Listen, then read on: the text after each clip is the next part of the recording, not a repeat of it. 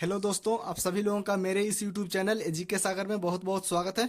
दोस्त, SSC GD exam के लिए कुछ इंपॉर्टेंट जीके जीएस के प्रश्नों को देखेंगे जो ऑलरेडी एसएससी जीडी के एग्जाम में ही पूछे जा चुके हैं।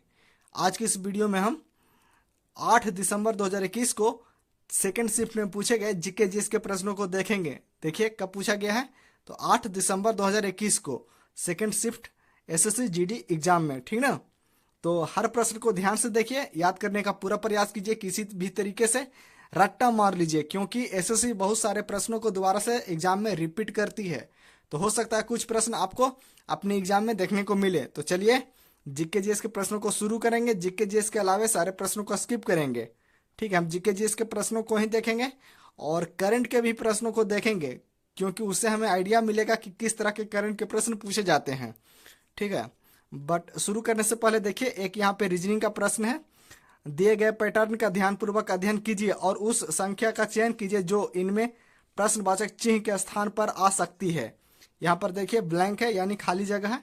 यहाँ पर क्या होगा, इसका करेक्ट आंसर क्या होगा ये आपको बताना है। ऑप्शन भी देखिए, ये रहा इसका ऑप्शन। ऑप्शन ए देखिए 676 है, ठीक है। ऑप्शन बी में 346, सी में 652 और डी में 756। तो इस प्रश्न का करेक्ट आंसर क्या होगा, कौन सा ऑप्शन सही है, आपको इसका आंसर कमेंट बॉक्स में लिखना है, ठीक है। वहां पे हम उसे देख लेंगे। तो चलिए वीडियो को शुरू करते हैं अपने जीके के प्रश्नों से। देखिए जीके का पहला प्रश्न है, सितंबर 2021 में सुप्रीम कोर्ट की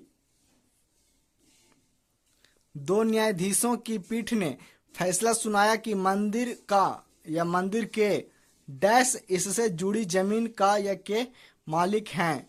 तो ऑप्शन ए होगा इसका करेक्ट आंसर, पीठासीन देवता, ठीक है। ऑप्शन ए होगा पीठासीन देवता। सितंबर 2021 में सुप्रीम कोर्ट की 2 न्यायाधीशों की पीठ ने फैसला सुनाया कि मंदिर का पीठासीन देवता इससे जुड़ी जमीन का मालिक हैं। ऑप्शन ए होगा इसका करेक्ट आंसर। देखिए यह करंट का प्रश्न है। अगला प्रश्न देखिए, गुरुग्राम में बढ़ते वायु प्रदूषण से निपटने के लिए नवंबर 2020 में निम्नलिखित में से कौन सी परियोजना आरंभ की गई थी। तो प्रोजेक्ट एयर केयर, ठीक है। ऑप्शन डी होगा इसका करेक्ट आंसर। यह भी करंट का प्रश्न है। गुरुग्राम में बढ़ते वायु प्रदूषण से निपटने के लिए नवंबर 2020 में निम्नलिखित में से कौन सी परियोजना आरंभ की गई थी। तो प्रोजेक्ट एयर केयर। देखिए दोस्त, ये दोनों प्रश्न करंट के हैं, बट इससे हमें आइडिया लग रहा है कि हाँ किस तरह के करंट के प्रश्न पूछे जाते हैं। उसी हिसाब से हम अपनी तैयारी को मजबूत बनाएंगे। तो चलिए अगले प्रश्न की ओर और ध्यान से देखिए अगला प्रश्न क्या है। अगला प्रश्न है, निम्नलिखित में से कौन सी ब्रिटिश भारत में नील की खेती से संबंधित एक प्रणाली थी। तो नीज, ऑप्शन बी, ठीक है। निम्नलिखित में से कौन सी ब्रिटिश भारत में नील की खेती से संबंधित एक प्रणाली थी। तो नीज, ऑप्शन बी। सितंबर 2020 में वोडाफोन और डैश ने एक नए नाम के तहत अपने सभी उत्पादों का नाम बदलकर अपनी नई एकीकृत ब्रॉड पहचान की घोषणा की। तो वोडाफोन और कौन सा जो है मिला था। तो इस प्रश्न का करेक्ट आंसर ऑप्शन सी होगा, आइडिया, ठीक है। तो सितंबर 2020 में वोडाफोन और आइडिया ने एक नए नाम के तहत अपने सभी उत्पादों का नाम बदलकर अपनी नई एकीकृत ब्रॉड पहचान की घोषणा की। Option C. अगला प्रश्न देखिए। अगला प्रश्न है, पौधों के विभिन्न पहलुओं के वैज्ञानिक अध्ययन को डैश कहा जाता है। तो पौधों के विभिन्न पहलुओं के वैज्ञानिक अध्ययन को क्या कहा जाता है, वनस्पति विज्ञान। ऑप्शन सी होगा इसका करेक्ट आंसर। पौधों के विभिन्न पहलुओं के वैज्ञानिक अध्ययन को हम वनस्पति विज्ञान के नाम से जानते हैं। अगला प्रश्न देखते हैं, किसी देश का संविधान कई उद्देश्यों की पूर्ति करता है। निम्नलिखित में से कौन सा विकल्प उनमें से एक नहीं हो सकता है। तो इस प्रश्न का करेक्ट आंसर देखिए, ऑप्शन सी। इनमें यह शामिल है कि देश को सरकार के अध्यक्षीय स्वरूप को बरकरार रखना चाहिए। यह जो है इसमें शामिल नहीं। ऑप्शन सी होगा इसका करेक्ट आंसर। बाकी और भी ऑप्शन जो है वो सही हैं। एक बार फिर से प्रश्न को देखिए, किसी देश का संविधान कई उद्देश्यों की पूर्ति करता है। निम्नलिखित में से कौन सा विकल्प उनमें से एक नहीं हो सकता है। तो इनमें यह शामिल है कि देश को सरकार के अध्यक्षीय स्वरूप को बरकरार रखना चाहिए। यह शामिल नहीं है, यह विकल्प सही नहीं हो सकता है। बाकी सभी विकल्प सही हैं। पहले विकल्प की बात करें तो यह उस नियमों और सिद्धांतों के समुच्चय के रूप में कार्य करता है जिनके आधार पर देश को नियंत्रित किया जा सकता है। ये सही है, यह हमें हमारे समाज की मौलिक प्रकृति उजागर करता है, सही है। ऑप्शन डी की बात करें तो यह कुछ आदर्शों को सहमति देता है जिन्हें देश में बरकरार रखा जाना चाहिए, यह भी सही है। जबकि ऑप्शन सी सही नहीं है, इसलिए इस प्रश्न का करेक्ट आंसर ऑप्शन सी होगा। अगला प्रश्न है, मुगल बादशाह अकबर की मृत्यु निम्नलिखित में से किस वर्ष में हुई थी? तो 1605 में। अकबर की मृत्यु कब हुई थी? 1605 में, याद रखिए। भारत ने 2021 में टोक्यो में आयोजित ओलंपिक गेम्स में डैश को हराकर पुरुषों की हॉकी में कांस्य पदक जीता, तो ऑस्ट्रेलिया को हराकर, ऑप्शन बी। ठीक है, देखिए इस तरह के करंट के प्रश्न पूछे जाते हैं। भारत ने 2021 में टोक्यो में आयोजित ओलंपिक गेम्स में ऑस्ट्रेलिया को हराकर पुरुषों की हॉकी में कांस्य पदक जीता, ऑप्शन बी होगा ऑस्ट्रेलिया। अगला प्रश्न कह रहा है कि नवंबर 2020 तक के अनुसार निम्नलिखित में से कौन सा अंतर्राष्ट्रीय ओलंपिक कमेटी का एक भारतीय सदस्य है? तो Nita Ambani, option A. Current का प्रश्न यह भी है, नवंबर 2020 तक के अनुसार निम्नलिखित में से कौन अंतर्राष्ट्रीय ओलंपिक कमेटी का एक भारतीय सदस्य है? तो नीता अंबानी। निम्नलिखित में से कौन सा वैज्ञानिक अनुसंधान संस्थान राष्ट्रीय रैंकिंग सूचकांक 2020 में शीर्ष पर है? तो CSIR, ऑप्शन डी होगा इसका करेक्ट आंसर। देखिए यहाँ पे लिखा हुआ है CSI और R, ठीक ना। निम्नलिखित में से कौन सा वैज्ञानिक अनुसंधान संस्थान राष्ट्रीय रैंकिंग सूचकांक 2020 में शीर्ष पर है? तो CSIR, ऑप्शन डी।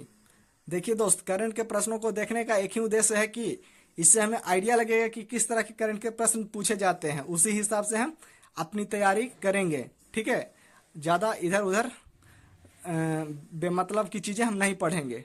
अगला प्रश्न देखिए, 36 नंबर, निम्नलिखित में से किस राज्य में नाहरगढ़ किला स्थित है? तो नाहरगढ़ किला स्थित है कहाँ? राजस्थान में, ऑप्शन बी। क्षेत्रफल की दृष्टि से भारत का सबसे बड़ा राज्य राजस्थान ही है, ठीक है। अरावली पर्वत कहाँ पर है? तो राजस्थान में ही है। पुष्कर मेला कहाँ लगता है? राजस्थान में ही लगता है, ठीक है। निम्नलिखित में से किस राज्य में नाहरगढ़ किला स्थित है? तो राजस्थान में। अगला देखिए 37 नंबर, डैश जनसंख्या के आकार, क्षेत्रीय वितरण और उसकी संरचना तथा जन्म, मृत्यु, प्रवास और उम्र बढ़ने के कारण समय के साथ जनसंख्या कैसे बदलती है, इसका अध्ययन कहलाता है क्या? डेमोग्राफी। ऑप्शन ए होगा इसका करेक्ट आंसर, डेमोग्राफी। डेमोग्राफी जो है जनसंख्या के आकार, क्षेत्रीय वितरण और उसकी संरचना तथा जन्म, मृत्यु, प्रवास और उम्र बढ़ने के कारण समय के साथ जनसंख्या कैसे बदलती है, इसका अध्ययन है ना, डेमोग्राफी। अगला प्रश्न देखिए दोस्त, 38 नंबर। 38 नंबर प्रश्न कहता है कि सिंधु घाटी सभ्यता के घरों में कमरे आमतौर पर एक डैश के आसपास बने होते थे, तो आंगन के आसपास बने होते थे, ऑप्शन सी, ठीक ना। सिंधु घाटी सभ्यता के घरों में कमरे जो है ना आमतौर पर एक आंगन के आसपास बने होते थे, आंगन के आसपास, याद रखिएगा, ऑप्शन सी।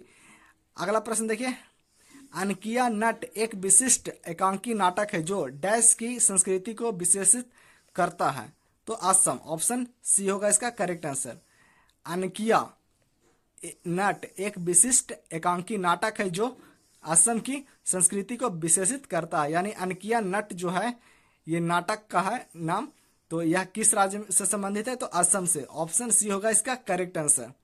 असम की राजधानी? तो दिसपुर। असम की राजधानी कहाँ? दिसपुर, याद रखिएगा, असम की राजधानी दिसपुर। अगला प्रश्न देखते हैं। अगला 40 नंबर प्रश्न कहता है कि ढाका में अखिल भारतीय मुस्लिम लीग का गठन किया गया था, इसके बारे में निम्नलिखित में से कौन सा सत्य नहीं है? तो इस प्रश्न का करेक्ट आंसर देखिए, लीग ने बंगाल विभाजन का समर्थन नहीं किया, यह गलत है, ऑप्शन बी होगा इसका करेक्ट आंसर, ठीक है। ढाका में अखिल भारतीय मुस्लिम लीग का गठन किया गया था, तो इसके बारे में निम्नलिखित में से कौन सा सत्य नहीं है? सत्य नहीं है यानी असत्य कौन है ये चुनना है। तो लीग ने बंगाल विभाजन का समर्थन नहीं किया, यह जो है सत्य नहीं है, ऑप्शन बी। यह मुसलमानों के लिए अलग निर्वाचक मंडल चाहता था, बात सही है, ठीक है, ऑप्शन ए सही है। लीग का गठन 1906 में हुआ, यह भी सही है। मुस्लिम लीग का गठन 1906 में, याद रखिएगा, मुस्लिम लीग का गठन 1906 में हुआ, सही है। इसका गठन मुस्लिम जमींदारों और नवाबों के एक समूह द्वारा किया गया था, यह भी सही है, ठीक है। मुस्लिम लीग का गठन 1906 में किसने किया था? तो मुस्लिम जमींदार और नवाबों के एक समूह ने, तो ऑप्शन डी भी सही है। तो बी जो ऑप्शन है, लीग ने बंगाल विभाजन का समर्थन नहीं किया, यह गलत है। इसने जो है बंगाल विभाजन का समर्थन किया था, मुस्लिम लीग ने बंगाल विभाजन का समर्थन किया था। बंगाल विभाजन कब हुआ था? तो 1905 में। बंगाल विभाजन कब हुआ था? 1905 में, याद रखिएगा। और बंगाल विभाजन रद्द कब हुआ? 1911 में। बंगाल विभाजन रद्द कब हुआ? 1911 में। बंगाल विभाजन रद्द किसके शासन काल में हुआ? तो लॉर्ड हार्डिंग द्वितीय के काल में, ठीक है। लॉर्ड हार्डिंग द्वितीय। अगला प्रश्न देखिए 41 नंबर, फराह खान ने फिल्म डैश के लिए फिल्म फेयर अवार्ड्स 2021 में सर्वश्रेष्ठ कोरियोग्राफी का पुरस्कार जीता। तो दिल बेचारा के लिए, ऑप्शन डी, ये फिल्म का नाम है। फराह खान ने फिल्म दिल बेचारा के लिए फिल्म फेयर अवार्ड्स 2021 में सर्वश्रेष्ठ कोरियोग्राफी का पुरस्कार जीता, दिल बेचारा के लिए, ठीक ना, ऑप्शन डी होगा इसका करेक्ट आंसर। अगला प्रश्न देखिए 42 नंबर, डैश की धारा 20 मानसिक रोग से ग्रस्त प्रत्येक व्यक्ति को सम्मान के साथ जीने का अधिकार देती है। तो मानसिक स्वास्थ्य देखभाल अधिनियम 2017, ऑप्शन सी होगा इसका करेक्ट आंसर। मानसिक स्वास्थ्य देखभाल अधिनियम 2017 की धारा 20 मानसिक रोग से ग्रस्त प्रत्येक व्यक्ति को सम्मान के साथ जीने का अधिकार देती है। तो इस प्रश्न का करेक्ट आंसर ऑप्शन सी होगा, मानसिक स्वास्थ्य देखभाल अधिनियम 2017। केंद्रीय बजट 2020-21 में वर्ष डैश तक भविष्य के लिए रेलवे प्रणाली की परिकल्पना की गई है। तो 2030, ऑप्शन ए। केंद्रीय बजट 2020-21 में वर्ष 2030 तक भविष्य के लिए तैयार रेलवे प्रणाली की परिकल्पना की गई है ना, ऑप्शन ए होगा इसका करेक्ट आंसर। अगला प्रश्न है 44 नंबर, महावेली गंगा डैश की सबसे लंबी नदी है। तो श्रीलंका की सबसे लंबी नदी कौन सी है? तो महावेली गंगा, याद रखिएगा। श्रीलंका की सबसे लंबी नदी महावेली गंगा। श्रीलंका जो है भारत के दक्षिण में है। एडीबी यानी एशियाई विकास बैंक, एडीबी का मतलब क्या हुआ? एशियन डेवलपमेंट बैंक यानी एशियाई विकास बैंक। वार्षिक रिपोर्ट 2018 के अनुसार कितने देश एडीबी के सदस्य हैं? तो 68 देश, ऑप्शन ए होगा इसका करेक्ट आंसर। 2018 के अनुसार जो है एडीबी के सदस्य कितने हैं? तो 68 देश, ऑप्शन ए होगा इसका करेक्ट आंसर। अगला प्रश्न देखिए दोस्त 46 नंबर, निर्गम मूल्य क्या है? तो यह बाजार मूल्य से कम मूल्य है। निर्गम मूल्य जो है यह बाजार मूल्य से कम मूल्य है, ठीक है, ऑप्शन बी होगा। निर्गम मूल्य क्या है? तो यह बाजार मूल्य से कम मूल्य है। प्रति इकाई समय में किसी वस्तु के वेग में परिवर्तन की दर कहलाती है। तो क्या कहलाती है? इस प्रश्न का करेक्ट आंसर ऑप्शन डी होगा, त्वरण। प्रति इकाई समय में किसी वस्तु के वेग में परिवर्तन की दर त्वरण कहलाती है। किसी वस्तु के वेग में परिवर्तन की दर त्वरण कहलाती है। हर प्रश्न को रट जाइए, किसी भी तरीके से एकदम रट्टा मार लीजिए, एकदम माइंड में बैठा लीजिए। इन्हीं सारे प्रश्नों में से कुछ प्रश्न आपको एग्जाम में देखने को मिलेंगे। तो चलिए अगले प्रश्न की ओर आप चलते हैं। 48 नंबर प्रश्न कहता है कि ग्रेट इंडियन डेजर्ट के बारे में निम्नलिखित में से कौन सा कथन गलत है? ग्रेट इंडियन डेजर्ट के बारे में, तो इस प्रश्न का करेक्ट आंसर ऑप्शन डी देखिए, पद्मा इस क्षेत्र की प्रमुख नदी है, यह गलत है, ऑप्शन डी होगा इसका correct answer. Great Indian desert के बारे में निम्नलिखित में से कौन सा कथन गलत है? तो पद्मा इस क्षेत्र की प्रमुख नदी है, यह गलत है। यह भारत का सबसे बड़ा मरुस्थल है, ग्रेट इंडियन डेजर्ट सही है। कांटेदार झाड़ियों के साथ वनस्पति आवरण कम है, यह भी सही है। इसे थार मरुस्थल भी कहा जाता है, यह भी सही है। लेकिन पद्मा इस क्षेत्र की प्रमुख नदी है, तो गलत है। अगला प्रश्न देखते हैं 49 नंबर। 49 नंबर प्रश्न कहता है कि 2019 में ज्ञानपीठ पुरस्कार निम्न में से किसे प्राप्त हुआ? तो ज्ञानपीठ पुरस्कार प्राप्त हुआ है 2019 में किसे? तो इस प्रश्न का करेक्ट आंसर ऑप्शन सी होगा, अकीथम अच्युतन नंबूदरी को। ऐसा नाम है दोस्त कि क्या मैं बताऊं। 2019 में ज्ञानपीठ पुरस्कार निम्न में से किसे प्राप्त हुआ है? तो अकीथम अच्युतन नंबूदरी, ठीक है। अच्छा, ज्ञानपीठ पुरस्कार की बात करें तो इसकी शुरुआत कब हुई थी? तो 1961 में, याद रखिए ज्ञानपीठ पुरस्कार की शुरुआत 1961 में, ठीक है। ज्ञानपीठ पुरस्कार की शुरुआत 1961 में। अगले प्रश्न की ओर चलते हैं। देखिए ये रहा हमारा आज का लास्ट प्रश्न। पीवी सिंधु ने 2021 में आयोजित टोक्यो ओलंपिक में बैडमिंटन महिला एकल वर्ग में डैश को हराकर कांस्य पदक जीता। तो इस प्रश्न का करेक्ट आंसर ऑप्शन बी होगा, हे बिंग जियाओ को हराकर, ऑप्शन बी होगा, ठीक है। पीवी सिंधु ने 2021 में आयोजित टोक्यो ओलंपिक में बैडमिंटन महिला एकल वर्ग में हे बिंग जियाओ को हराकर कांस्य पदक जीता था। देखिए मैं बार बार कह रहा हूं कि करंट के प्रश्नों को देखने का एक ही उद्देश्य है कि इससे हमें आइडिया लगेगा कि किस तरह के करंट के प्रश्न पूछे जाते हैं। उसी अनुसार अपनी तैयारी को हम मजबूत बनाएंगे, ठीक है। तो इस वीडियो में बस इतना ही, मिलते हैं नेक्स्ट वीडियो में। वीडियो अगर अच्छी लगी है तो वीडियो को कीजिए लाइक, चैनल को अभी तक आपने अगर सब्सक्राइब नहीं किया है तो सब्सक्राइब कर लीजिए और घंटी के बेल आइकन को भी दबा दीजिए ताकि सारी इंफॉर्मेटिव वीडियो की नोटिफिकेशन आप तक जरूर पहुंचे। वीडियो को पूरा देखने के लिए आपका बहुत बहुत धन्यवाद।